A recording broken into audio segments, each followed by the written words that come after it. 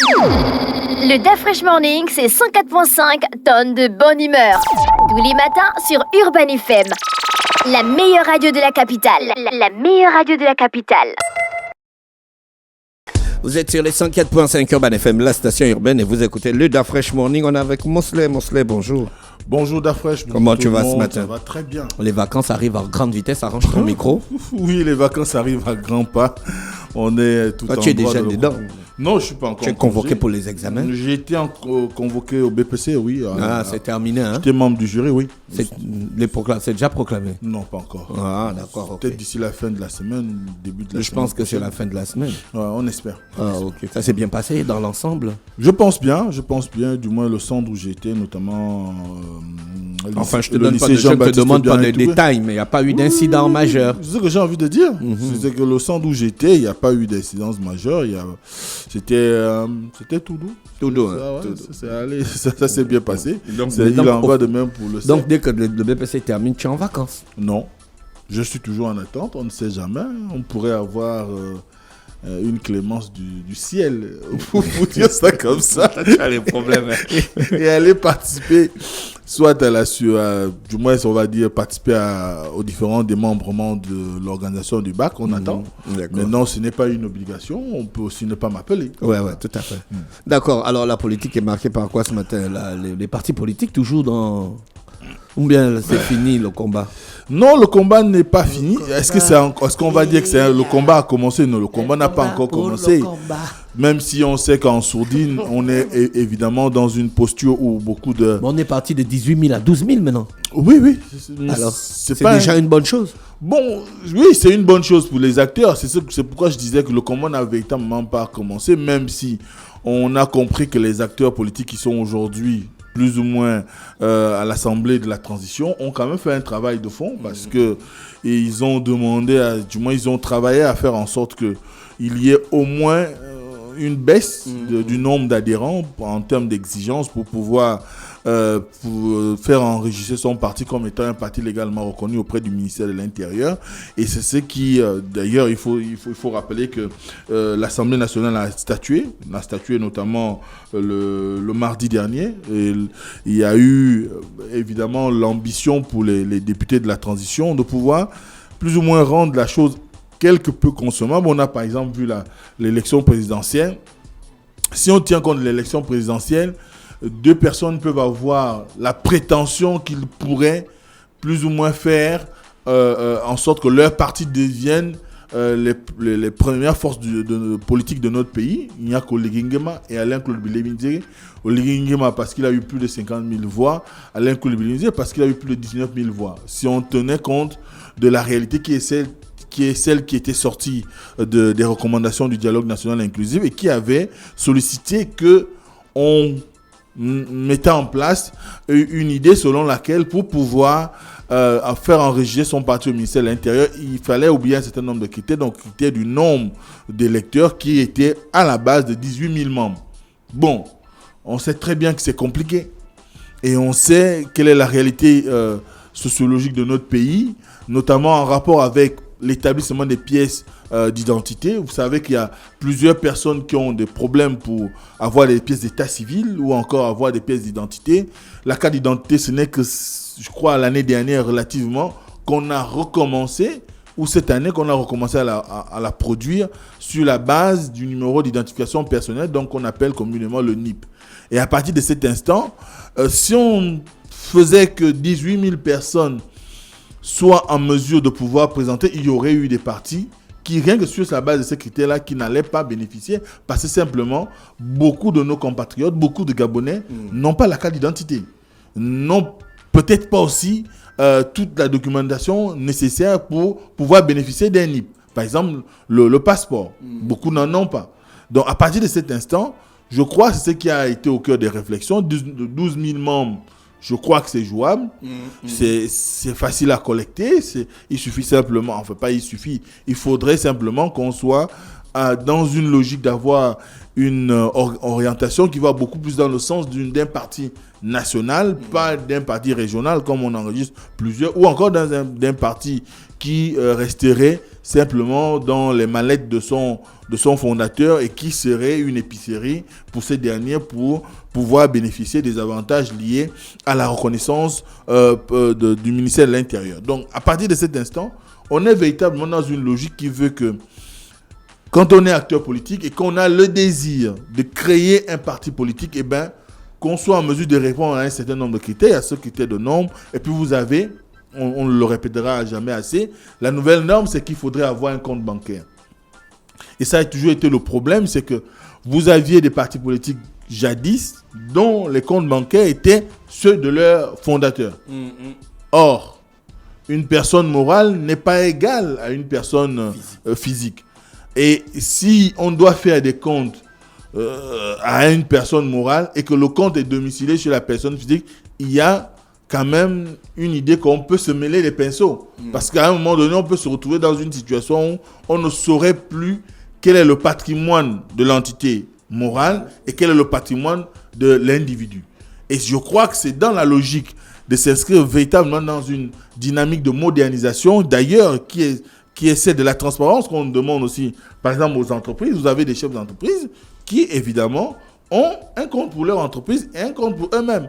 Donc, étant donné que les partis politiques participent de l'animation de la vie publique et en plus qu'ils bénéficient d'un accompagnement de la part des pouvoirs publics, souvent, bon, même si beaucoup ont souvent tendance à dire que cette subvention n'arrive jamais, ou que quand elle arrive, elle est vraiment infime par rapport à l'ambition qui pourrait être celle des formations politiques. Mais n'empêche que c'est inscrit dans la loi, que les partis politiques sont financés par l'État moyennant j'ai envie de dire ça comme ça, mais beaucoup plus moyennant une subvention qui leur est accordée. Et cette subvention-là, c'est de l'argent du contribuable. Il ne faudrait pas que cet argent du contribuable soit utilisé au bon vouloir des dirigeants des partis politiques ou de leurs amis, mais que ça soit quelque chose qui devrait avoir derrière un fonctionnement lié à la morale ou à une orthodoxie financière qui soit irréprochable. Et c'est la raison pour laquelle aujourd'hui, on exige aux acteurs politiques d'avoir un compte bancaire et en plus, ils vont bénéficier d'un contrôle de conformité de la part de la Cour des comptes. C'est la raison pour laquelle beaucoup se demandent souvent pourquoi. Mais je pense que c'est sur le modèle aussi des entreprises. Les entreprises en réalité chaque année font une assemblée générale où on fait la vérification des comptes et il y a un commissaire aux comptes qui est là pour certifier. Donc, la Cour des comptes va être le commissaire aux comptes des partis politiques et va pouvoir certifier les comptes de ceux qui arrivent à travailler de façon convenable et qui arrivent à produire des éléments probants par rapport à leur gestion. Et c'est ce qui peut faire en sorte qu'on lise chez certains l'ambition qu'il y a une certaine dévolution face à l'éthique et à la déontologie qui gouverne tout ce qui est en rapport avec la gestion de la finance. Mosley, tu parles pour qui là? Comment ça? Tu es un gros français. Oh. On ne s'en sort pas. Donc, à partir de cet instant, nous sommes véritablement dans une situation où les partis politiques devront avoir 12 000 membres à présenter. Mais attention, 12 000 les membres. 12 000 membres le parti doit avoir les attestations de NIP des 12 000 membres. C'est-à-dire que vous avez un membre, son NIP. nom est accompagné du NIP. D'accord. Donc, de son Donc, on numéro ne retrouve pas le même membre dans un autre parti. Exactement. Mais le jour où je ne veux plus être dans le parti là, Tu démissionnes. Et la démission, et tu vas me rendre mon NIP. il ne te rend pas ton NIP, mais il a l'obligation de ne plus faire valoir ton NIP. Puisque tu as démissionné de son parti ou tu as démissionné du parti, le parti n'a plus le droit d'utiliser tes informations à caractère personnel. Parce que ça rentre aussi dans le projet Iboga qui concerne les informations numériques. Et tu sais qu'il y a un encadrement qui existe au Gabon au niveau légal. Si le parti a envie à outrepasser tes droits, eh ben, tu enclenches une opération judiciaire. À partir de cet instant, lorsqu'on est membre d'une formation, ou bien qu'on prétend pouvoir adhérer à une formation politique, à la suite de l'adoption de cette loi qui a été examinée à l'Assemblée nationale et qui attend son examen à l'Assemblée pour finalement un retour au gouvernement pour sa promulgation, eh bien, il faudrait que les chefs de partis politiques s'assurent d'avoir les 12 000 membres et leur NIP, avoir un compte bancaire, mais également être dans une situation où finalement on va aller dans une gestion beaucoup plus dynamique, beaucoup plus certaine et beaucoup moins opaque. Parce que la formule par le passé des acteurs politiques, c'était quoi? L'argent n'aime pas le bruit. Mais est-ce qu'ici, nous sommes dans la situation de l'argent n'aime pas le bruit? Non, nous sommes dans la situation où, monsieur, vous bénéficiez d'un financement de l'État et l'État a le droit de savoir ce que vous faites de son argent. Du moins, on a le droit de savoir à quelle fin vous avez utilisé cet argent-là. Il y a des gens qui peuvent bénéficier de l'argent et financer des actions de déstabilisation. Oui. Ou financer du terrorisme. Ou financer le commerce de chanvre. Ou en un mot, le commerce de produits illicites. Donc, il faut qu'on sache exactement quelle est la destination de l'argent qu'on met à votre disposition pour les activités de votre parti. Et si vous l'utilisez pour l'animation politique, vous n'avez pas de problème. Mais si c'est à d'autres fins, évidemment, soit on va couper et l'État pourrait peut-être intenter des actions judiciaires à votre encontre. Et si on se rend compte que vous percevez de l'argent, vous ne menez aucune action, c'est profitable à vous-même et à votre, on va dire, vos amis, ben, on peut couper. On peut aussi vous dire, vous êtes légalement reconnu, mais au regard des manquements dans la gestion financière de votre parti, ben, nous, on n'est pas d'accord. Vous voyez, par exemple, chez les autres, il y a des acteurs politiques qui sont poursuivis pour malversation par rapport à manipulation des comptes des partis politiques. Et c'est même l'endroit de rappeler, par exemple, qu'actuellement, les candidats à l'élection présidentielle, fussent-ils devenus chefs de l'État ou, je ne sais pas, opposants, ministres, ont jusqu'au 25 juin 2025 de produire les comptes de campagne. Donc, on verra. Ça, c'est quel pays? Le Gabon. Ah bon, hein? Oui, ils ont l'obligation de présenter les comptes de campagne. Quand on sait qu'il y a un plafond sur les montants à pouvoir utiliser à des fins politiques ou à des fins de campagne. Ouais. Voilà. Donc, ce plafonnement, on va le vérifier. Après, on verra si les gens ont respecté aussi ce fair play. C'est un fair play financier, comme on le dit souvent dans le football, c'est le fair play financier. Vous n'allez pas partir concourir à une élection où le quota, par exemple, pour les législatives, on vous dit c'est 50 millions en moyenne ou 100 millions en plus.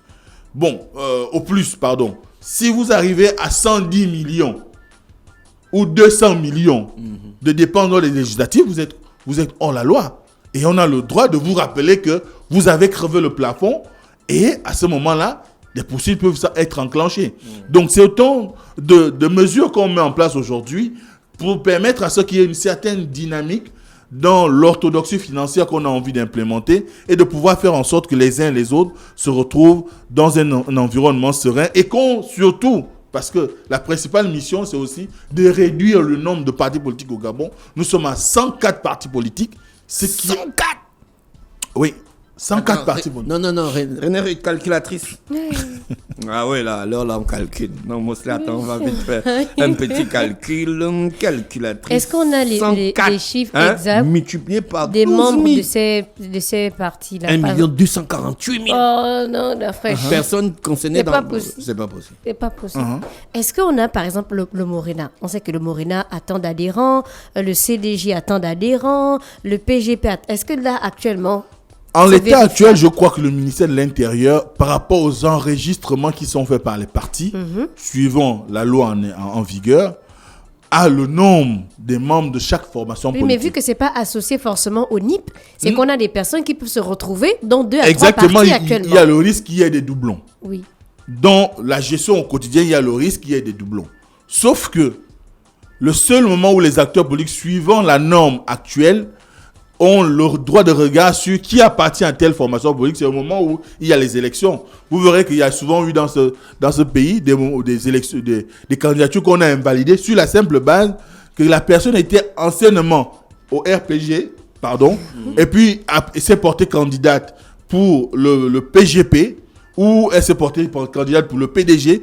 Et comme dans un parti, on se connaît nécessairement, si on est, on va dire, actif, puisque ce ne sont pas des gens qui sont à l'arrière-train qu'on investit. On prend souvent des gens qui sont actifs pour les investitures, on se connaît nécessairement. Quelqu'un dira, mais lui, il est avec nous, RPG. Il fait quoi comme candidat du PDG? Et là, le candidat d'en face va entamer une procédure auprès de la Cour constitutionnelle pour invalider votre candidature.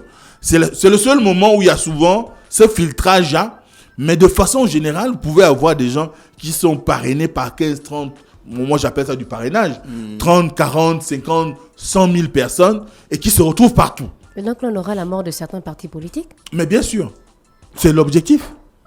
C'est un des objectifs visés. Sortir de la pléthore de partis politiques que nous avons dans notre pays. Il y a un moment, je me rappelle une interview avec Cyril Mvouranjami, on avait parlé des partis politiques gazelles.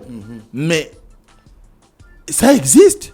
Il ne faut pas qu'on se leurre. Il y a des partis politiques qui n'ont, depuis leur création, n'ont jamais présenté un seul candidat sur une circonscription politique dans notre pays. Ça existe.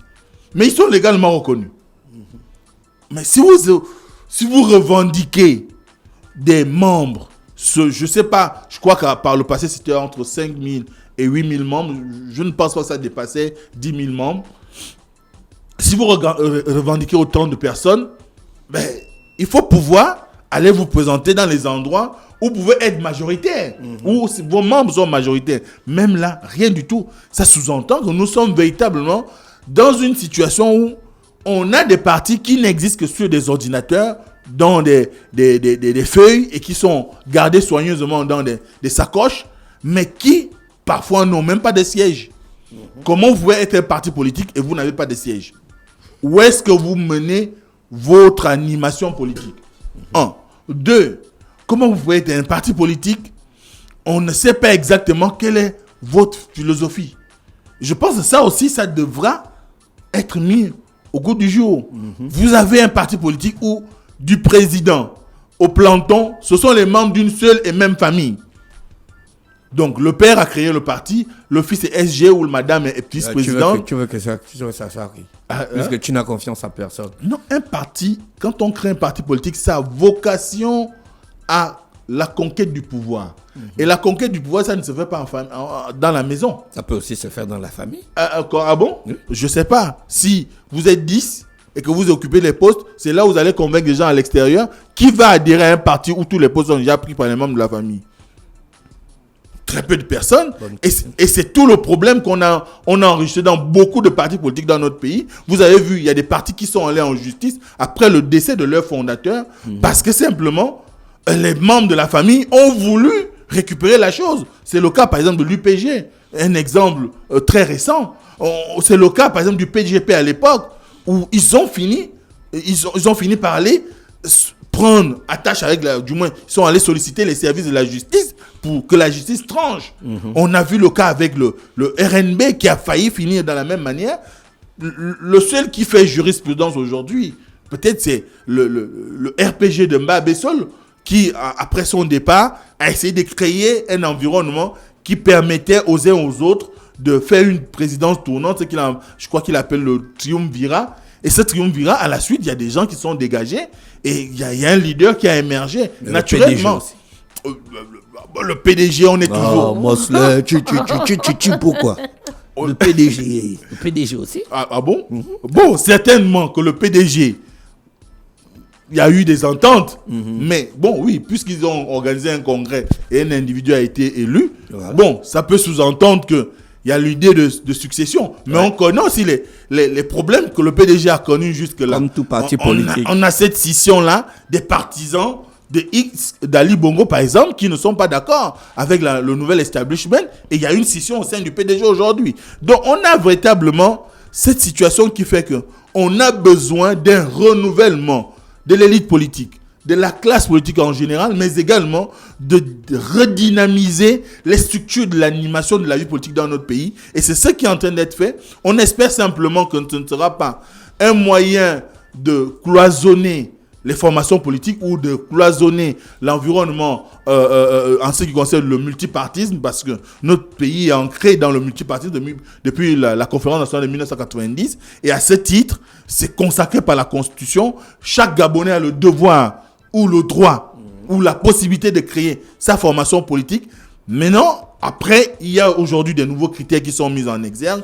Il faudrait simplement que les uns et les autres s'inscrivent peut-être un peu plus dans le respect de ces critères-là et de pouvoir offrir quelque chose qui soit de nature à rassurer les Gabonais sur leur bonne volonté de participer pleinement, non seulement à la vie politique, mais aussi à la vie démocratique et au développement de notre pays. Parce qu'un parti politique, ce n'est pas seulement l'animation politique ou encore la participation à la vie démocratique, notamment la participation aux élections. C'est aussi être une force de proposition, c'est aussi être une force de critique. Parce que quand on critique, il faut bien aussi apporter des propositions et faire en sorte qu'il y ait cet environnement que nous recherchons où on peut avoir des antagonismes idéologiques, mais que nous ne soyons pas des ennemis pour autant, mais que cela participe pleinement à la construction du Gabon et que ça rende le Gabon beaucoup plus fort et beaucoup plus meilleur en ce qui concerne la dynamique politique et sociale. Merci Mosley avec nous ce matin sur les 104.5 Urban FM, la station urbaine. Le DAF Fresh Morning, c'est 104.5 tonnes de bonne humeur. Tous les matins sur Urban FM. La meilleure radio de la capitale. La meilleure radio de la capitale.